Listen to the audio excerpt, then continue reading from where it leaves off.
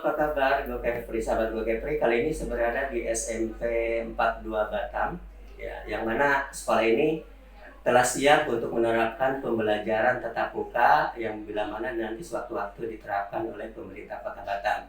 Di samping saya telah hadir Kepala Sekolah SMP 42 Batam, Ibu Sumiati SPDMM. Beliau akan menjelaskan seperti apa sih skenario yang akan diterapkan sejauh ini ketika menerapkan pembelajaran jarak jauh. Langkah-langkah selanjutnya akan kita dengarkan bagaimana penjelasan beliau. Selamat pagi, Bu. Selamat pagi. Apa kabar? Mas Arman, alhamdulillah sehat. Sehat selalu ya.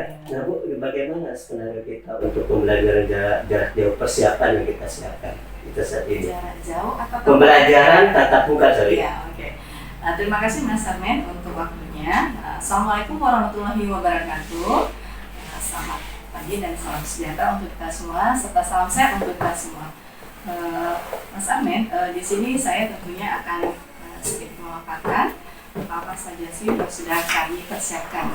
Itu saya mengawali dari adanya pertemuan yang telah dilaksanakan oleh Pak Wali Kota dengan seluruh kepala sekolah baik tingkat TK, SD, SMP, Kota Batam. Nah, jadi di dalam pertemuan itu Bapak Wali Kota Batam telah memberi restu. Jadi tidak mewajibkan, tapi sudah memberi restu bagi sekolah yang merasa sudah siap untuk melaksanakan proses pembelajaran tatap muka.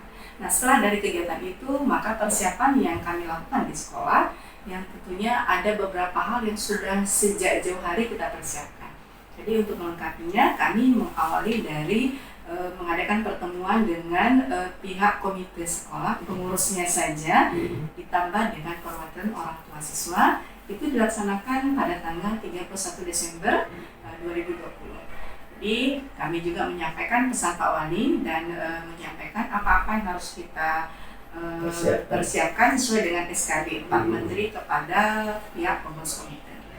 Perlu saya bacakan Mas Arman apa itu ya. Jadi antara lain kesiapan yang harus kita siapkan dengan maksimal, mulai dari pertama yaitu daftar checklist periksa kesiapan satuan pendidikan, yaitu nanti dengan berbagai sarana prasarananya. Kemudian yang kedua adalah surat kerjasama sekolah dengan pusat layanan kesehatan setempat atau puskesmas. Kemudian yang ketiga, daftar checklist kesiapan melaksanakan pelajaran tatap muka. Kemudian yang keempat adalah gambar dari sarana dan prasarana pencegahan COVID-19. Yang kelima adalah jadwal pembelajaran tatap muka. Kemudian yang keenam adalah SOP dan protokol pelaksanaan pembelajaran tatap muka. Kemudian yang ketujuh, surat edaran pedoman tatap muka dan protokol kesehatan bagi guru, siswa, dan warga sekolah lainnya. Kemudian yang berikutnya adalah jadwal dan instrumen evaluasi dan pemantauan pelaksanaan pembelajaran tatap muka setelah nanti berjalan proses pembelajaran tatap muka itu. Dan yang terakhir adalah pemetaan warga satuan pendidikan. Nah, jadi berdasarkan ketentuan dari SKB 4 Menteri ini yang kemudian dituangkan dalam bentuk surat edaran, maka kami berusaha untuk melaksanakan semuanya itu. Jadi setelah melaksanakan rapat dengan komite dan perwakilan orang tua, kami mendapatkan kesepakatan dan restu bahwa komite bersedia mendukung rencana dari sekolah untuk melaksanakan pembelajaran tatap muka. Kemudian setelah itu kita juga sudah membuat sebelum surat pernyataan kita membuat data untuk pemetaan daripada kondisi warga satuan pendidikan.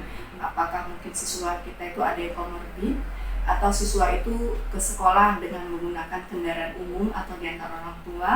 Kemudian secara garis besar menanyakan apakah orang tua bersetuju atau tidak dengan tatap muka dengan mengisi Google Form. Nah, setelah itu untuk menguatkan dari apa yang sudah kami data, kami menyertakan juga data surat persetujuan orang tua. Ya, insya Allah sampai hari ini sudah hampir seluruhnya dikumpulkan, yang harus ditandatangani orang tua di atas materai. Dan mereka bersedia, Bu ya? Sampai saat ini data terakhir yang kami periksa, yang kami terima, yang masuk baru 83,9%. Dari 83,9% itu 57,7 sudah menyatakan oke untuk mengikuti pembelajaran tatap muka. sementara sisanya yang 42,3 menyatakan tidak bersedia. Nah, itu yang sudah kami dapatkan sampai hari ini, tapi itu masih 83,9%, karena ini masih berlangsung juga penyerahan bukti fisik untuk pekerjaan orang tua itu. Kemudian kita juga sudah membuat surat kerjasama dengan pihak puskesmas, dan kita juga sudah mengajukan surat permohonan ke Dinas Pendidikan untuk melaksanakan kegiatan pembelajaran tatap muka.